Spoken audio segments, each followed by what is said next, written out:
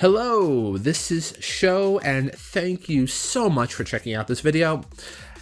Today's topic, we're going to be discussing Live by the Sword tactics. Now, as the title of this video implies, this is going to be an introductory guide with the purpose of showing off the game. What is it? How do you play it? What can you expect for challenge and difficulty? As well as providing a little bit of a tips and tricks section. For those of you who are familiar with my typical style of review, so to speak, the TAC review, the structure will be exactly the same. I just want to move away from the concept of a review because I don't really want to make a review. I kind of just want to showcase a game and talk about it a bit and let people know what it's about. So if you, a potential strategy game player or lover, want to know about the game, you'll have some information to make an informed decision on a purchase. So with that said, moving forward, TAC reviews will become introductory guides, though I will still keep the TAC style. Now, let's talk about this game, Live by the Sword Tactics. So, what is Live by the Sword Tactics? To give a bit of background, it was released on Steam in 2021, with its Switch port releasing late summer, early fall of 2022. Created by Labrador Studios, it is a turn-based tactical strategy game that has you in control of a team of 7 unique characters in a medieval fantasy setting. The story centers around a land that has just come out of a long-term war and the usual negative repercussions of such a disastrous event. Your aforementioned band of 7 work to uncover a plot by some dubious characters to reignite a new war that will put the underbelly of society, the pirates and the thieves, on top as kings. The story itself is presented through a series of cutscenes, which bookend maps that you'll progress through bit by bit. In principle, things are introduced at a constant and consistent pace, and it is a fairly comfortable pace for that matter, as new characters are added to expand your roster and your abilities, as well as the challenge you'll receive, but more on that in the next section. It is important to note, however, that what makes this game incredibly unique is the complete lack of overleveling, power leveling, or just levels in general. There is no way to modify your stats through level gains or items in this game. You have to make your progress with your team of 7 and their unique classes and the preset skills assigned to them. So it's very strategic in that way.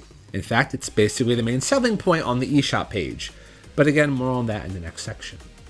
As for visuals, the game employs a pixel sprite design, which definitely calls back to classic SNES and PS1 era tactics games. And the audio it provided is also very ample and very typical for a fantasy medieval setting.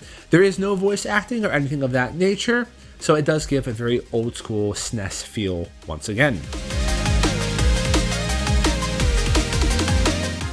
Okay, so how do I play Live by the Sword Tactics? As mentioned before, Live by the Sword Tactics is a turn-based tactics game that forsakes traditional tactics RPGs by removing any cheese that comes through overleveling, custom classes, or maybe even fielding too many units. In this way, the game is extremely simple in concept. You clear maps that are bookended by small cutscenes to progress the plot. You are also free to replay any old maps you've cleared as well. Additionally, there are other modes you can unlock as you progress through the main story, such as a free battle skirmish mode against an AI, a tactician mode that has you fight under unique conditions, kind of like a puzzle perhaps, and a roguelike adventure mode which has you manage gold and units to progress as far as you can. In essence, this game is just raw strategy. You have your tools and you must be able to use them correctly in order to progress. Speaking of which, you are in control of 7 characters, or perhaps your 7 tools. You have William the Warrior, Brooke the Priestess, Jack the Monk, Roland the Mage, Guy the Thief, Isaac the Alchemist, and Sarah the Hunter. Each character and their unique class has 6 skills, 4 of which you can equip during battle, and if you're familiar with the typical fantasy tropes, then you can guess pretty much what each of these classes do. Just in case if you're not familiar, William the Warrior is a tank with defensive skills and taunts, Brooke is a priestess, making her your pretty much main healer. Jack is the monk and is your main physical hitter with a unique mechanic where he can attack twice as long as you use a left hand and a right hand skill. Roland is your magic caster with high damage and low defense. Guy and his thief skills make him an extremely mobile physical hitter, but not nearly as strong in terms of damage. With Isaac and his alchemist skill set, he's your buffer, debuffer, and your backup heals. And finally, Sarah is your usual hard-hitting ranged attacker. With a typical battle, you'll select 5 of these 7 characters, and then have the chance to set 4 of their 6 skills, then you'll let it rip. During battle, characters' turn order is off to the right side of the screen, and will take turns down the line.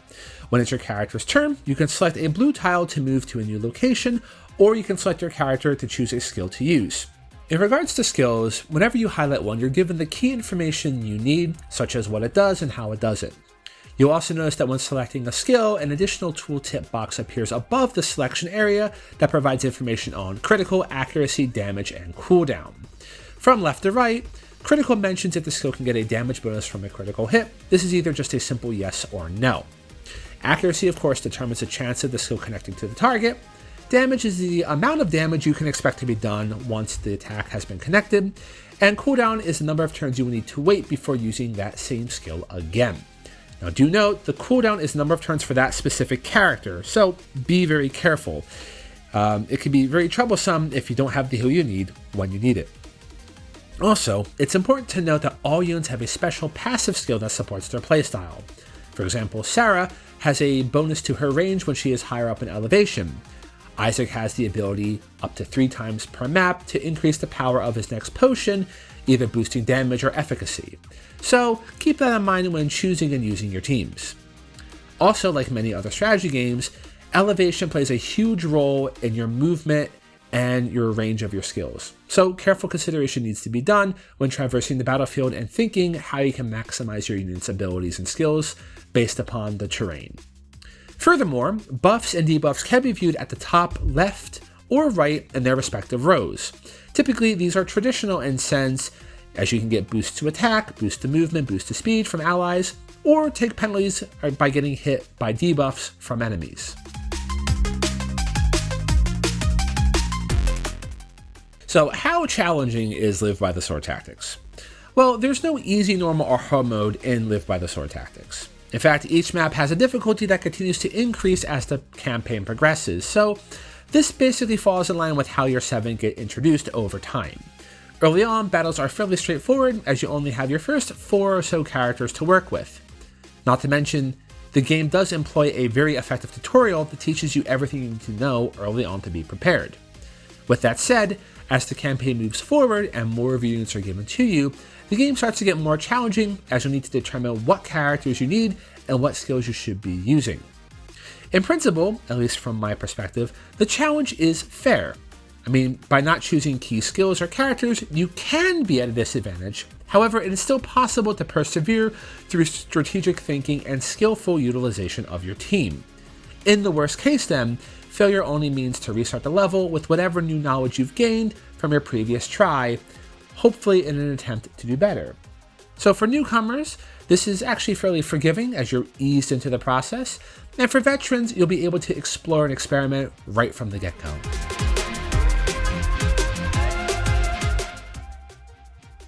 Alright, so can I give you some advice on Live by the Sword Tactics? Well, I will try. As this game was designed not to be cheesed, it's pretty much nearly impossible to talk about cheesing. I will say, however, that certain characters and skills seem to be preferable no matter what the situation is. So I'm going to give just a few personal suggestions here. For most maps, about 90% of the time, you'll want to include Brooke, your healer, your priestess, Roland, your mage, and William, your tank. I mean, naturally, healing is very important in almost any strategy game, and William can do extremely well in keeping enemies back by keeping his defenses up and using movement impeding skills on them. As for Roland, he honestly hits like a truck and has a super clutch skill that allows him to pretty much auto-revive the turn after he gets KO'd, so this could be extremely helpful in many cases. Skill-wise for William, Shield Up is a must for tank hits, and Bear Hug is a great way to hold enemies in place, giving you a little extra time for your melee attackers or for your damage dealers to get in position. For me, using Brooke, I personally recommend keeping all of her healing skills. Her big heal does have a pretty long cooldown of 4 turns, which honestly is quite long in this game. And I would also recommend keeping Isaac in your back pocket. While buffs and debuffs are typically not highly regarded in many strategy games, they're extremely helpful in this game by controlling the battlefield. Things like Sticky Mixture or Blinding Potion can cripple enemy casters and fast movers. Not to mention, Isaac does have a backup heal that he can use as well.